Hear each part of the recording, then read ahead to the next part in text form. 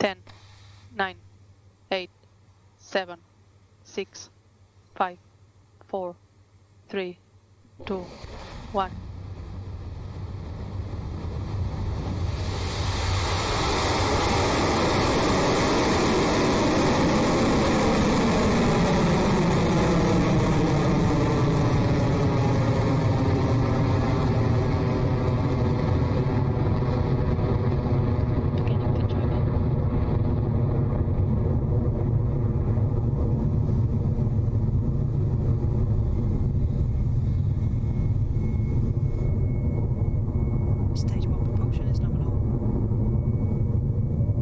Onward and upward for Electron's latest launch. The rocket has now reached speeds of more than 500 kilometers an hour as it approaches its first event, a milestone called Max Q. And this is when the rocket experiences the maximum amount of aerodynamic pressure, also known as the point in the flight when the structural load against Electron is at its peak. It's the guidance, navigation and control operator in mission control who will call out Electron's approach to Max Q and when it has cleared it.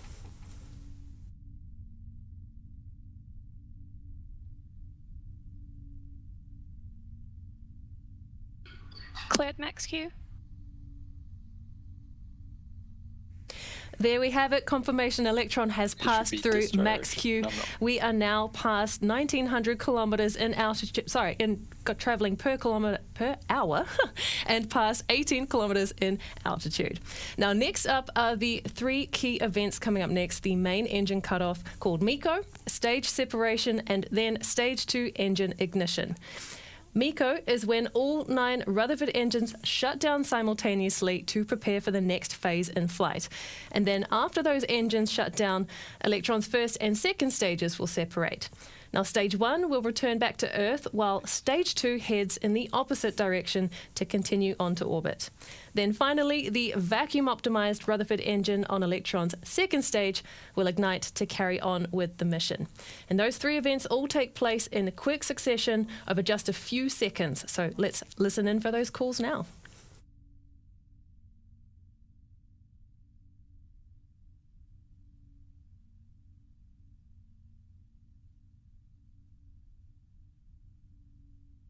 "15 seconds till staging." Entered burnout detect mode.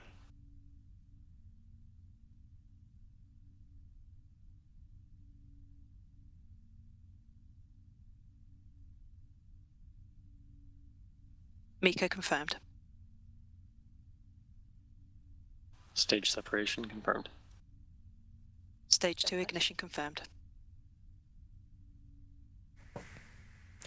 As you've just heard, Electron has just had a successful MECO, stage separation and second stage ignition confirmed.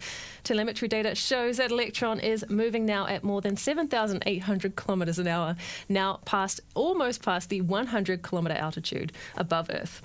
It is T plus 3 minutes and 15 seconds into the mission, and coming up next is fairing jettison.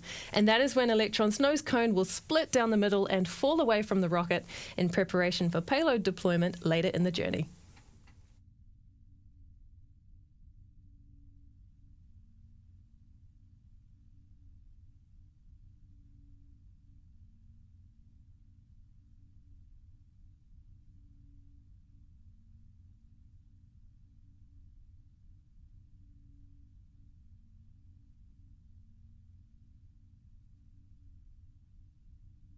Stage 2 propulsion is nominal.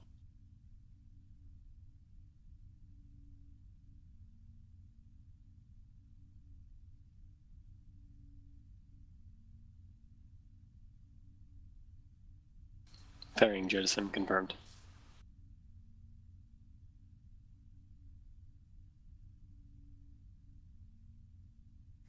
We heard it there from Mission Control. That fairing has now separated and jettisoned. And we are 4 minutes, 22 seconds into the mission and well on our way to orbit.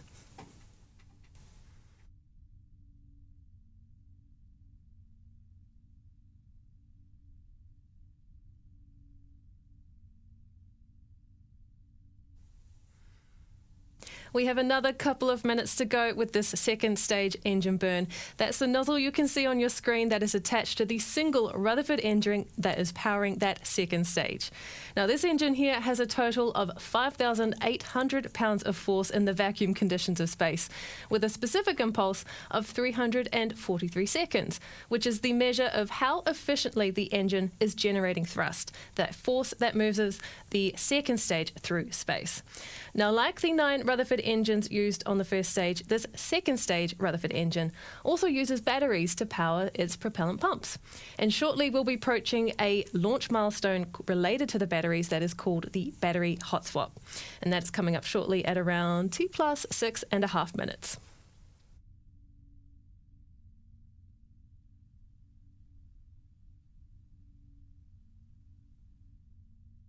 Guidance is nominal, 200 seconds remaining. Using batteries to power the Rutherfords is one of the key pieces of its design that sets it apart from other rocket engines. Our world's first 3D printed electric pump-fed engine uses battery packs to drive the electric motor for the fuel and oxidizer pumps. And since the amount of time that the second stage engine needs to burn is longer than the capacity of its first battery packs, the engine will switch to a second set of batteries to keep that engine running to full duration. And this is called the battery hot swap. We should see it take place on our screen when we see the first set of batteries eject and fall away from the rocket, indicating a smooth transfer of battery power for that engine. So let's watch out for that now. Throttling down.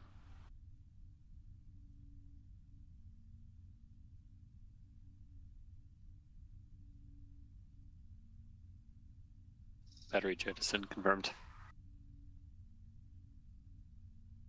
Hot swap successful.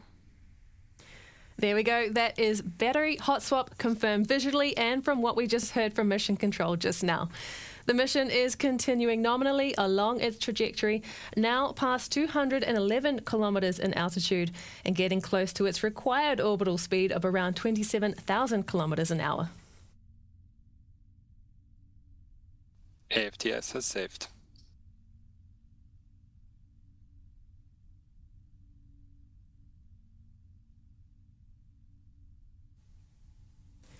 The team in Mission Control are closely monitoring this Stage 2 burn as we get closer to SECO, or Second Engine Cutoff, now under a minute to go until that next milestone.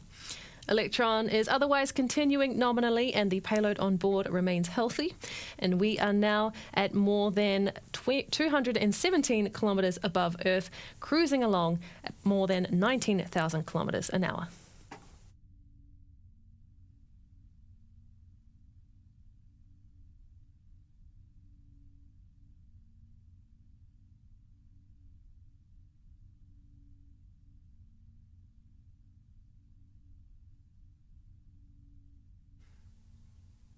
It is now T plus 8 minutes, 2 seconds into the mission. The second stage engine continues to burn, but very soon we will be coming up to that second engine cutoff. So that Rutherford engine will be throttled down just before cutoff to help maintain a steady state for the kick stage and its payload during the separation event.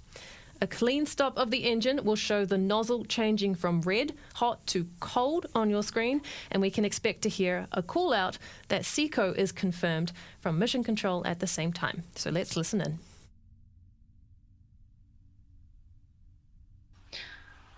Guidance is in terminal, 20 seconds remaining.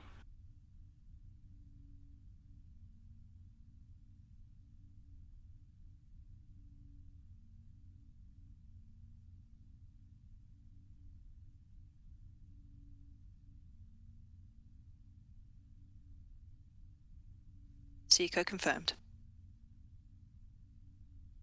Stage 3 separation confirmed.